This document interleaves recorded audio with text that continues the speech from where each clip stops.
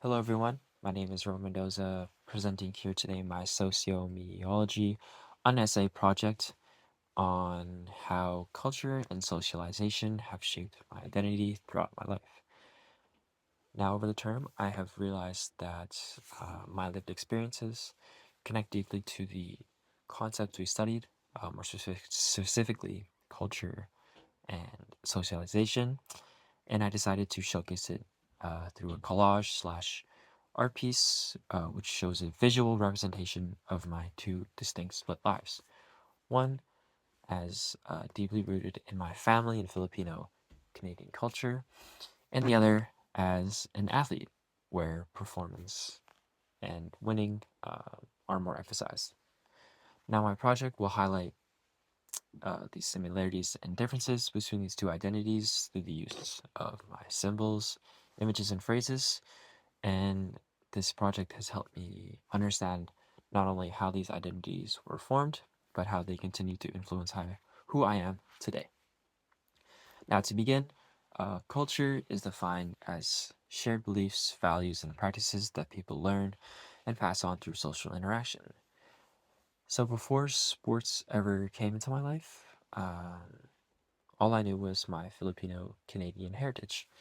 Now, in a Filipino culture, family is everything. We place a enormous importance on being family centered, respecting elders, respecting those around you, showing continuous hospitality, and staying deeply connected to your community. Now, this is the form of constantly having celebration or social gatherings. My family also practice Catholic traditions, attending Mass, regularly receiving the sacraments, and living by the values taught through our faith. Now, these values, as mentioned, are examples of non material culture, which are essentially just the intangible beliefs and ideas passed down through generations.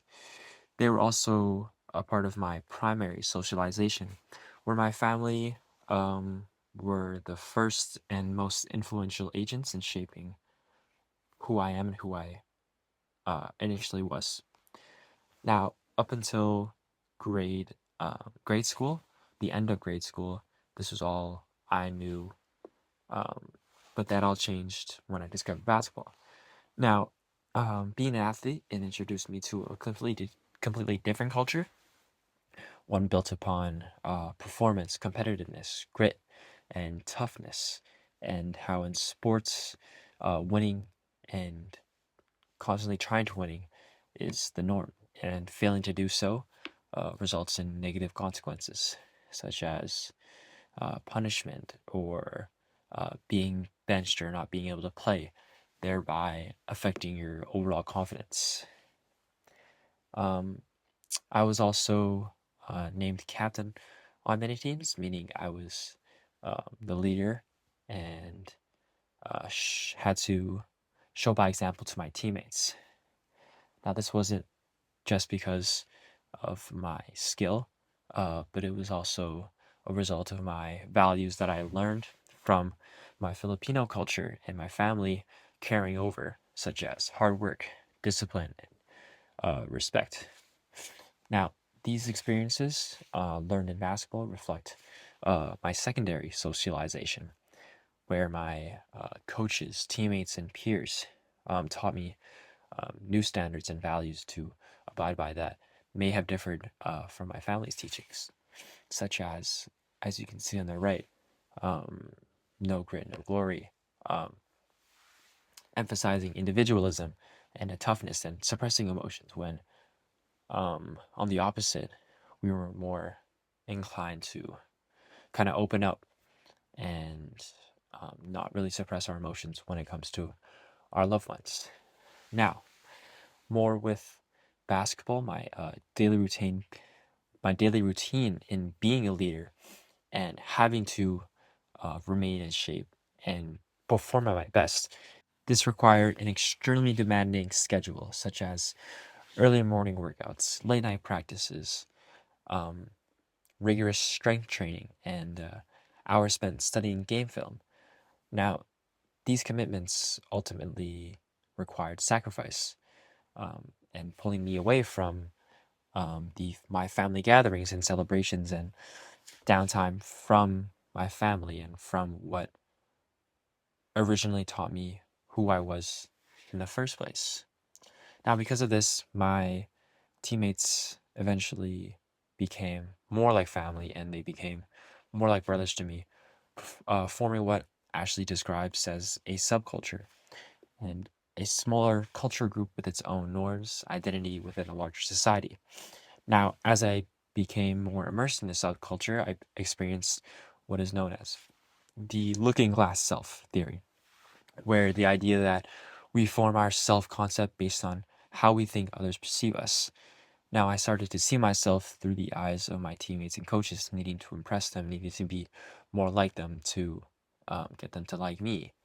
Um, and if they saw me as a leader, like I had to act as one. And if they saw me as tough and hardworking, I had to act on it because I had status. I wanted to fit in. Now, this also shaped the way that I spoke, changing my language, and even the way that I carried myself, the music I listened to, and even my confidence.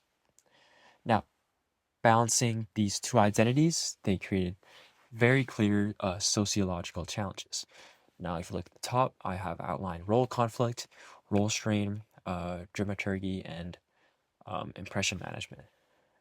Now, I felt role conflict where the expectations of being a dedicated athlete contradicted um, being present at family gatherings and celebrations and even my efficiency as a student. I also experienced role strain where even within a single role, um, I felt like I was getting stressed out more and being too much was being required of me because I was constantly away from um, what originally made me me. Now, these pressures affected um, some of my school performance, my time with family, and my mental energy.